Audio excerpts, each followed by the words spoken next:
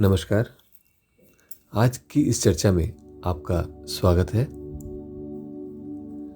हमने बहुत बार शक्ति के विषय में, ऊर्जा के विषय में चर्चा करी, बात करी। आज हम समझने का प्रयास करेंगे उस पराशक्ति को जिसके माध्यम से हमारे जीवन में कुछ भी संभव है। और कुछ भी बोले तो ऐसा कुछ भी नहीं, कोई भी क्षेत्र नहीं हमारे जीवन का जिसके अंदर वो सफलता, संपन्नता, प्रेम, रस, रूप, आनंद, इस सब की हमें प्राप्ति ना हो। हम अपने आप में, अपने जीवन में एक ऐसी अवस्था को अनुभव कर सकते हैं उस पराविद्या के माध्यम से, पराशक्ति के माध्यम से, जो सभी कुछ देने में सक्षम है। आप समझ ही गए होंगे, आज राधा के विषय में हम चर्चा करना चाहते हैं। और राधा एक ऐसी शक्ति है, आद्य शक्ति है, जिनके माध्यम से जीवन में सभी कुछ संपन्न हो सकता है। अब इसको समझने का प्रयास करते हैं। देखिए, जीवन में दो प्रकार की गति हो सकती है। आपने देखा भी होगा, घर के छत पर टंकी होती है, उसमें पानी भरा होता है, तो पानी उस टंकी से बह करके नीचे की ओर आता है और आपके घर में पानी की व्यवस्था सुचारू रहती है। लेकिन उस टंकी में पानी पहुंचाने के लिए आप नीचे से उसे पंप करते हैं। तो ये दो प्रकार की गतियां होगी, एक ऊपर से पानी का नीचे की ओर आना और एक नीचे से पानी का ऊपर की ओर भेजना, ताकि सतत पानी की सप्लाई बनी रहे। अब होता क्या है, ऐसे ही हमारे जीवन में भी दो प्रकार की गति है। जब साधना प्रारंभ अपनी शुरू करता है तो दो प्रकार की गति संभव होती है उसके लिए। एक तो ये कि वो वापस अपने मूल पे पहुंच जाए, जहां से वो आया था, यानी सोर्स पॉइंट पर पहुंच जाए, तो उसे सारी सिद्धियां, समस्त साधनाएं प्राप्त हो जाती हैं। या फिर दूसरा उपाय है कि वो आगे बढ़ करके उस जगह पहुंच जाए जहां उसका गंतव्य है, सिंक है, जो उसका अभीष्ट है, ईष्ट है, लक्ष्य है, ताकि उसको सिद्धि की प्राप्ति हो जाए। तो आप देखिए 99.99% लोग, साधक लोग, वो सेकंड मार्ग का अनुसरण करते हैं, यानी कि वो उस साधना को करते करते उस लेवल तक लेके जाते हैं जहां पे जाके उनको इष्ट की प्राप्ति हो जाती है, उनके अपने लक्ष्य की प्राप्ति हो जाती है और वो सिद्ध हो जाते हैं। लेकिन उसका जो दूसरा और फास्ट तरीका है, तुरंत तरीका है, जहां पर हम थे ऑलरेडी और जहां पर हम आज भी हैं, वो है वापस अपने सोर्स में उतर जाना। क्योंकि जब आप सोर्स में उतर जाते हैं तो जो कुछ भी है ब्रह्मांड में, वो सभी कुछ आपको उस समय उपलब्ध हो जाता है। और ऐसा ही था, इसी कारण से हमारा निर्माण हो पाया। हम नहीं थे तब भी हमारे हाथ, पैर, आंख, नाक, कान सब बने। हमें वो होश नहीं था तब भी हमारी पूरे जीवन की व्यवस्था बनी और हमें होश आने तक सब कुछ बना हुआ मिला। तो इसलिए सोर्स में वो सभी कुछ ऑलरेडी है, जो सिंक में हमारे प्रयासों से हमें प्राप्त होगा।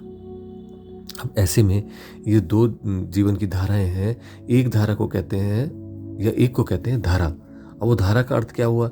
उसका अर्थ ये हुआ कि जो कुछ भी जीवन में स्वतः ही होता चला जा रहा है, जैसे हमारा जन्म और जन्म से आगे जीवन और जीवन से आगे मृत्यु और उसके आगे फिर नया जन्म, ये जो क्रिया है, ये जिस प्रकार से बहती चली जा रही है, ये है धारा। लेकिन इस धारा में रुक करके, जब हमें जीवन मिला हो और रुक करके अगर हम वापस पुनः अपने मूल की ओर, अपनी जड़ों की ओर, अपने सोर्स की ओर मुड़ जाएं, तो ये है राधा।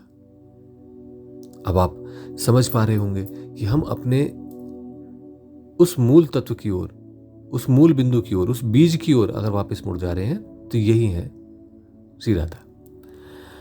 तो ऐसे में आप और इसको अगर समझने का प्रयास करें बहुत सरल सी भाषाओं में, तो आपको कभी गुस्सा महसूस होता है, कभी बहुत आनंदित सी होते हैं, कभी घृणा सी होती है, कभी डर सा लगता है। ये सारी भावनाएं हैं और ऐसा नहीं है कि आपने या हमने किसी ने भावनाओं को अनुभव ना किया हो।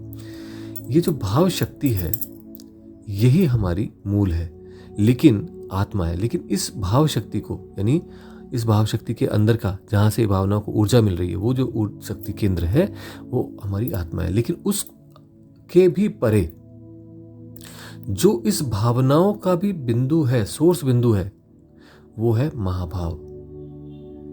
और उस महाभाव में स्थिर होना या वहां तक पहुंच पाना, वो जो माँ भाव है उसे ही राधा कहते हैं। तो ऐसे में बहुत सरल रूप से अगर आप समझें तो अपने मूल तक, अपने बीज तक पहुंच जाना, अपने सोर्स तक पहुंच जाना, इसकी गति है। और इसकी गति करने के लिए जो मार्ग है, जो श्री कृष्ण ने और राधा जी ने प्रशस्त किया, वो है आनंद का, रस का। और यही कारण है कि मात्र राधे राधे कह देने से जीवन में बहुत कुछ नॉर्मलाइज हो जाता है।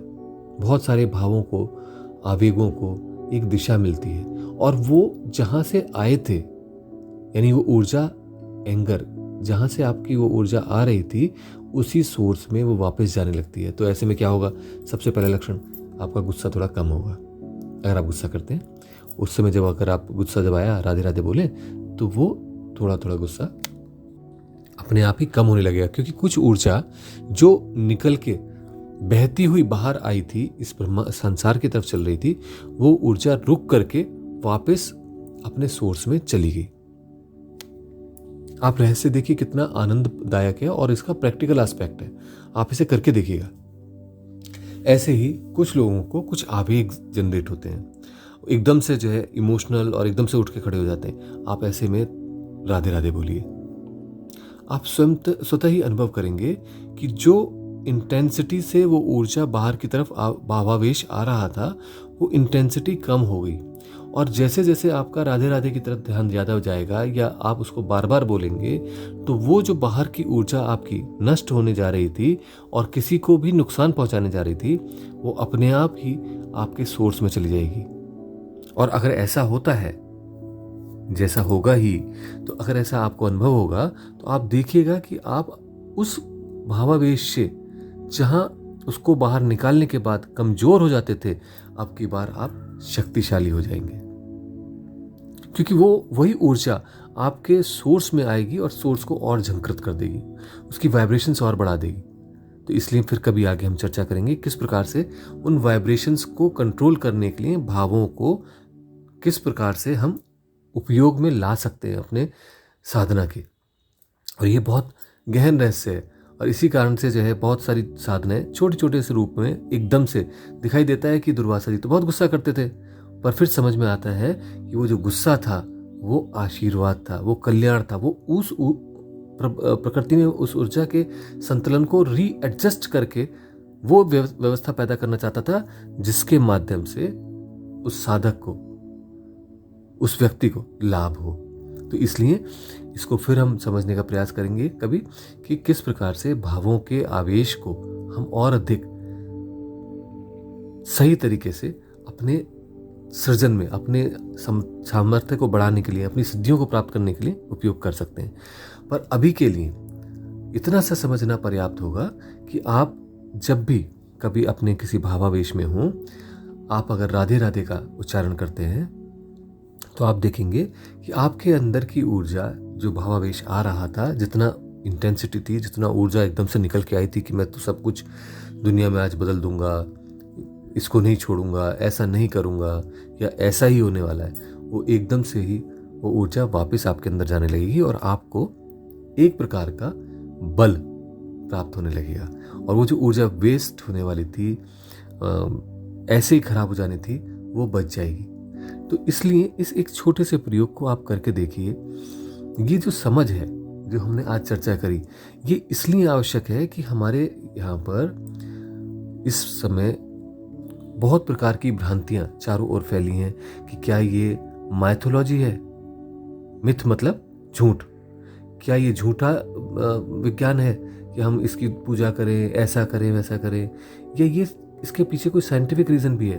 तो आज हमारा जो दृष्टिकोण है एजुकेशन सिस्टम के हिसाब से जो बन गया है, उसके माध्यम से हमें हर चीज़ साइंस के हिसाब से जब तक ना समझ में आए, ना समझाई जाए, तो हमें लगता है ये तो कपोल कल्पना है, ये तो झूठ है। हमारे ऋषियों मुनियों ने उसी चीज़ को, जो इसको आज विज्ञान कह रहे हैं, उसको ज्ञान कहा, क्योंकि उन्होंने उसको अपने अंदर पाया, अंदर खोजा, और इस कारण से वो भी उतना ही तार्किक और युक्ति है, संगत है, जितना आज की डेट में फैराडे नियम हो या आइंस्टाइन का लॉ, आर्किमिडीज लॉ हो। तो ऐसे में सिर्फ दृष्टि चाहिए कि उस चीज़ को हम जोड़ सकें, समझ सकें और देख कर सकें कि वास्तव में ये सभी कुछ पूर्ण वैज्ञानिक है, पूर्ण ज्ञान से आधारित है और हमारे जीवन में आमूल-चूल परिवर्तन कर सकता है। और इसी कारण से अगर आप देखेंगे तो जो भी हम प्रयोग बतलाते हैं वो ऐसे हैं जिनमें आपको दीक्षा की आवश्यकता ना हो, या जो सरल से सरल हो, क्विकली आप करें और उसको अनुभव कर सकें और देख सकें कि आपने पहला कदम उस पराशक्ति की ओर उठा लिया। आप एक बार करके देखिए कि क्या इसका असर होता है और आप चमत्कृत हो जाएंगे।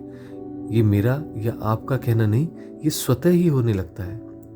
और जब ये स्वतः हो रहा है तो इसका लाभ ही क्यों ना लें अपने जीवन में। क्यों ना अपने आप को हर क्षण हर पल मृत्यु से अमृत्यु की ओर लेकर के चलें, क्षमता विहीन होने से क्षमता युक्त होने की ओर लेकर चलें। तो इसलिए आज के प्रयोग को आप कीजिए और उसमें जब भी आप भावावेश में हो, राधे राधे राधे राधे बोलिए। अगर मुंह से ना भी बोल पाए तो मन ही मन में बोलिए और देखिए इसका कितना प्रभाव होता है। जीवन आनंद की ओर गति करने लगता है। तो आज के लिए इतना ही। आगे फिर किसी दुरूह विषय को लेंगे और उसे समझने का प्रयास करेंगे, अनुभव करने का प्रयास करेंगे। नमस्कार।